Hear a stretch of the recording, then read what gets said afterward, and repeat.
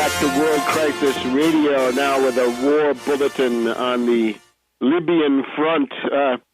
Let me call your attention to my articles of this week and some other things you should know about.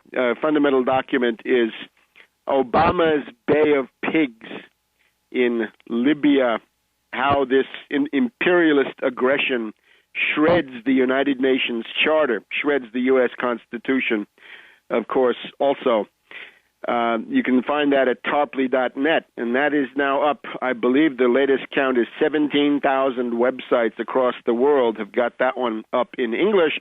There's an Italian translation of that, which is up on something like 5 or 6 or 7,000 websites. That's very important because Italy is the absolutely key country, because those Italian bases, without the Italian bases, all of this would become logistically much, much more difficult. So take a look at that. It's called Obama's Bay of Pigs at tarpley.net and La Baia dei Porci di Obama, and that's also at tarpley.net, and you can also then trace that to other fine Italian language websites, Arianna, my Italian publisher, Arianna Editrice, and Luogo Comune of Max Mazzucco. You can find that one too, and plus many, many others, thousands and thousands of others.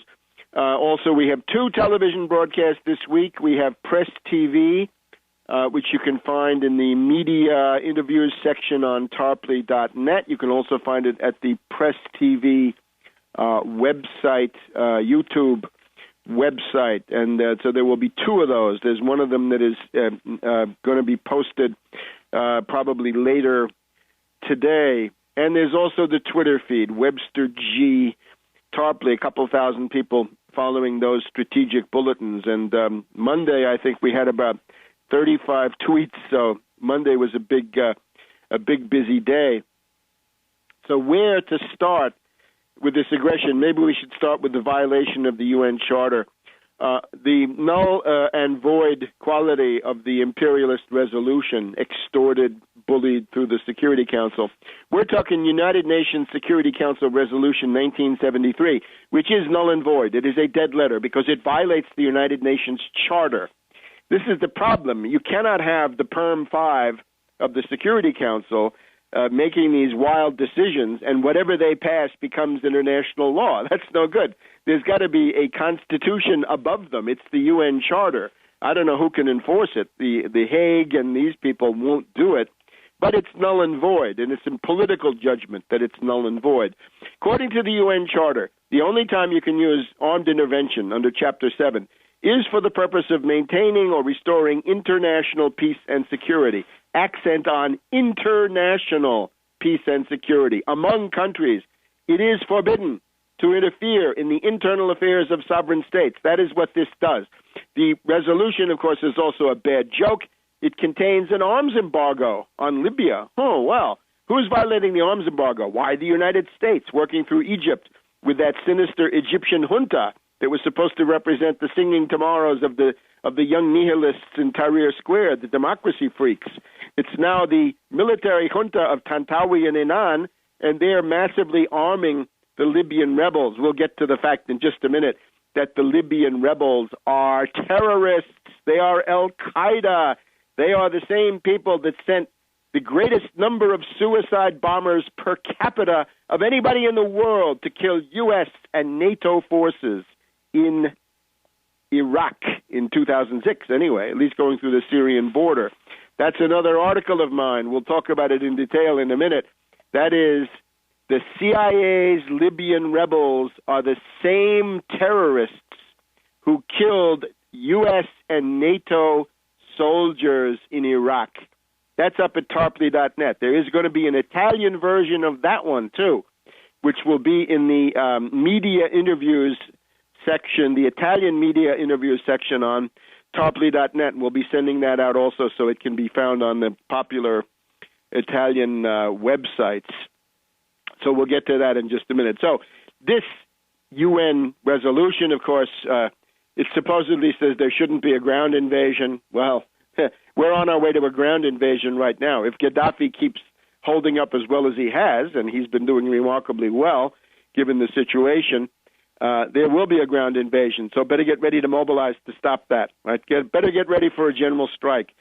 Generally speaking, the only way you can stop large-scale military interventions in foreign countries, and I'm really thinking back to 1918, 1919, when everybody piled into Russia until mass strikes broke out at the home front. That was the case in France, U.S., Italy, Germany, all these different places.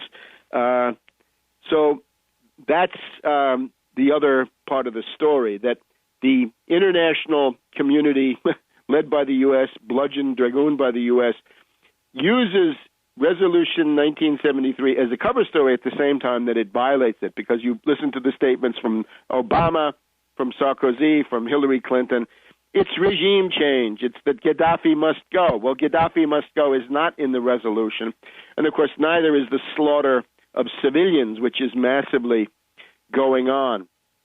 So let's look at this attack. The interesting thing is the chaotic nature of this. The chaotic nature of the imperialist attack has to do with these inter-imperialist rivalries, can we call them? Inter-imperialist hatreds. They are, to some extent, real.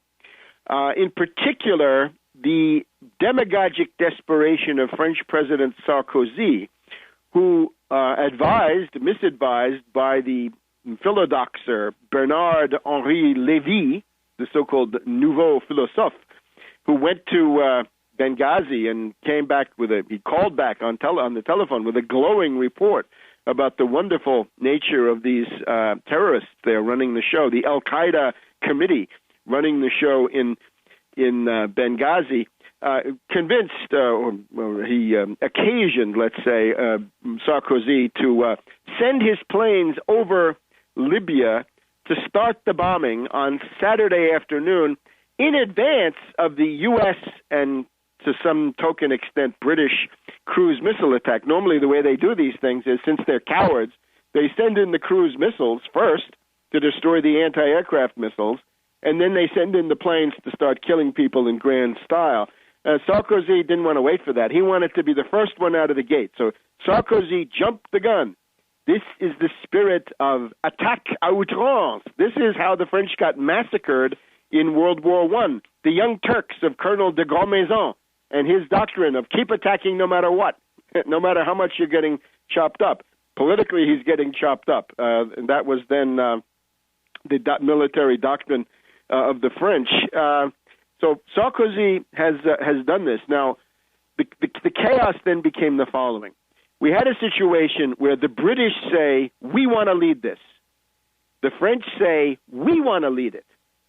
Obama says, in order to maintain my demagogic image as a peace angel and a Nobel Peace Prize winner, I don't want to be out in front on this one. I want to be hanging back in terms of theatrics, even though, of course, the U.S. is providing the overwhelming majority of the attack.